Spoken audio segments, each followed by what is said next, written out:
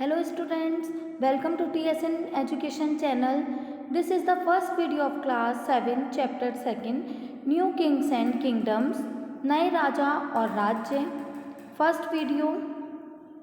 इस चैप्टर में हम देखेंगे कि न्यू डायनेस्टी का एमर्जेंस कैसे हुआ था।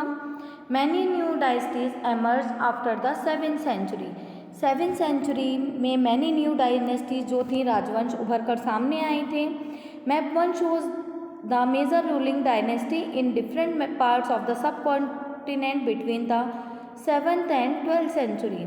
7th और 12th सेंचुरी के में सब कॉन्टिनेंट के डिफरेंट पार्ट्स में रूलिंग डायनेस्टी जिन डायनेस्टीज़ ने रूल किया था मैप 1 में उन्हें शो किया गया है। यहाँ पर जैसे चाहमानास, चंदेल्स, परमास, राष्ट्रकूटास ये सब इस मैप में शो किए गए हैं।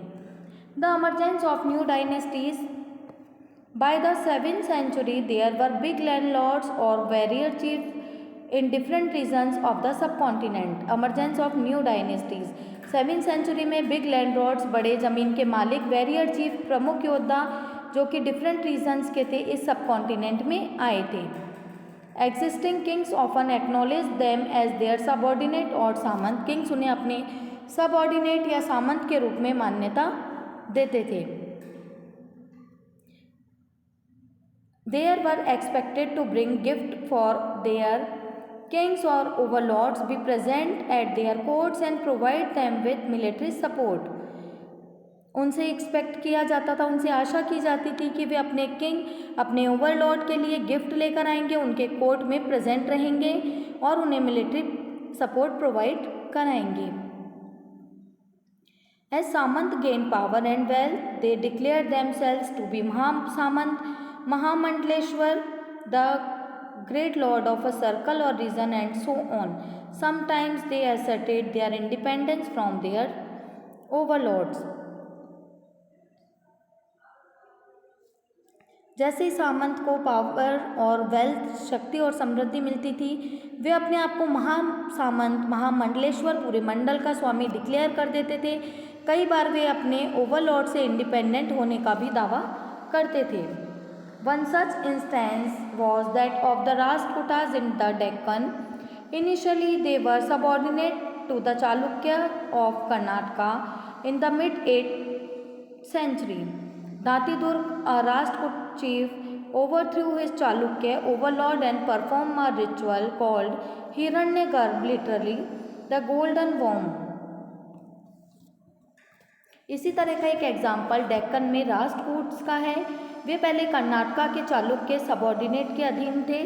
मिड-8th सेंचुरी में एक राष्ट्रकूट चीफ के जो प्रधान थे दाती दुर्ग ने अपने चालुक्य ओवरलॉर्ड जो थे उनकी अधीनता को मानने से मना कर दिया था, इनकार कर दिया था और एक रिचुअल परफॉर्म की थी जिसका लिटरली मीन होता है हिरण्यगर्भ। इसका लिटरली मीन होता है गोल्डन वॉर्म, एक सोने का गर्भ।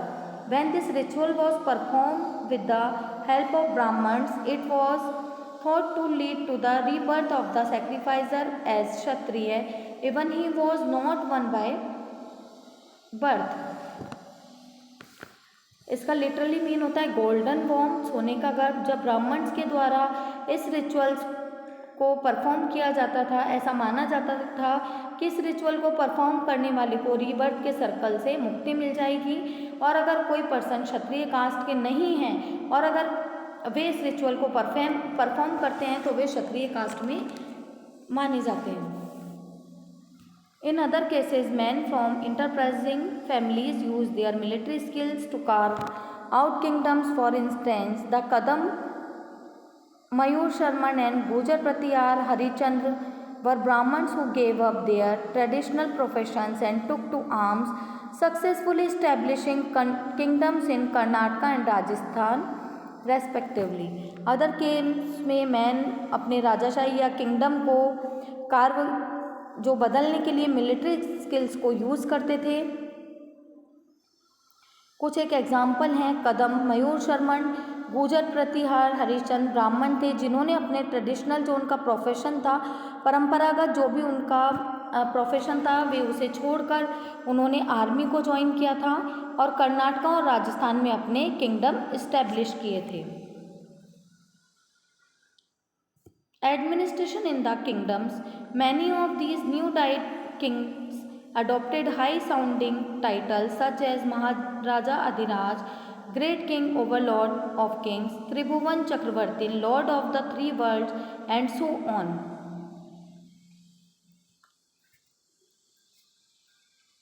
राज्यों में प्रशासन, मैंने जो न्यू किंग्स ऐसे थे जिन्होंने हाई साउंडिंग टाइटल्स, बड़े बड़े उपाधियाँ जैसे महाराजा अधिराज, त्रिभुवन चक्रवर्ती, थ्री लॉर्ड्स ऑफ वर्ल्ड्स, तीनों भुवनों के स्वामी जैसी टाइटल्स को अडॉप्ट किया था, जैसी बड़ी उपाधियाँ उन्होंने धारण की थी.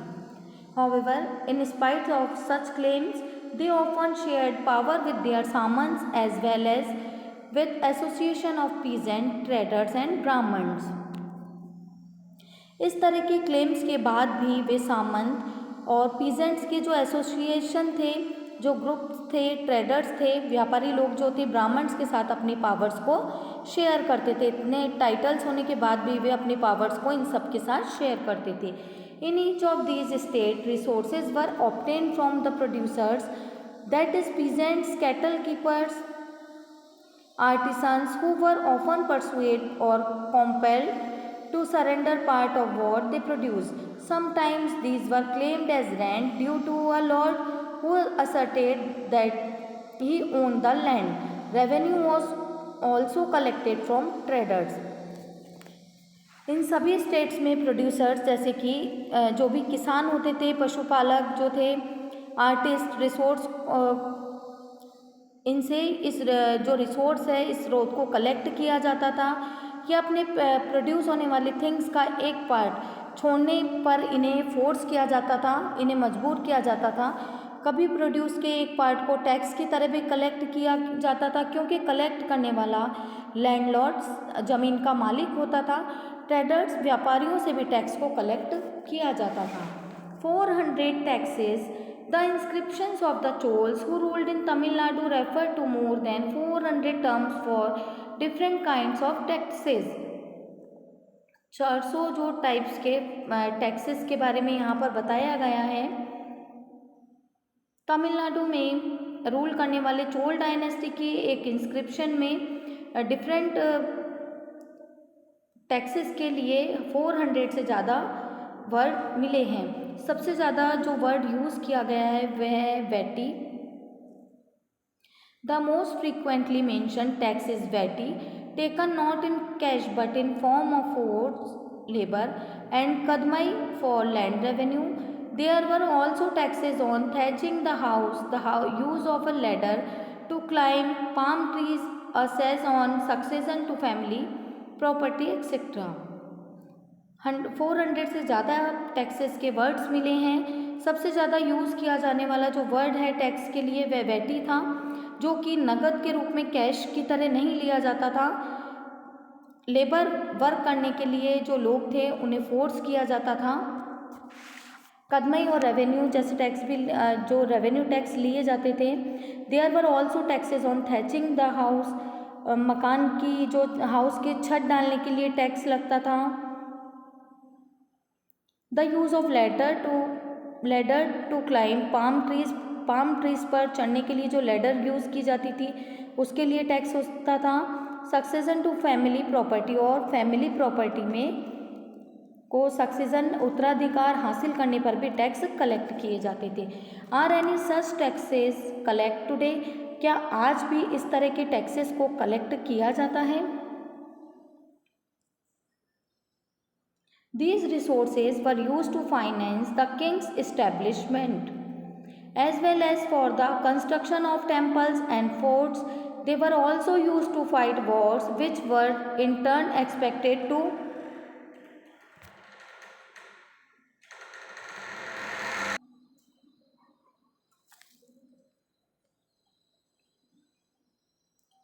किंग्स की जो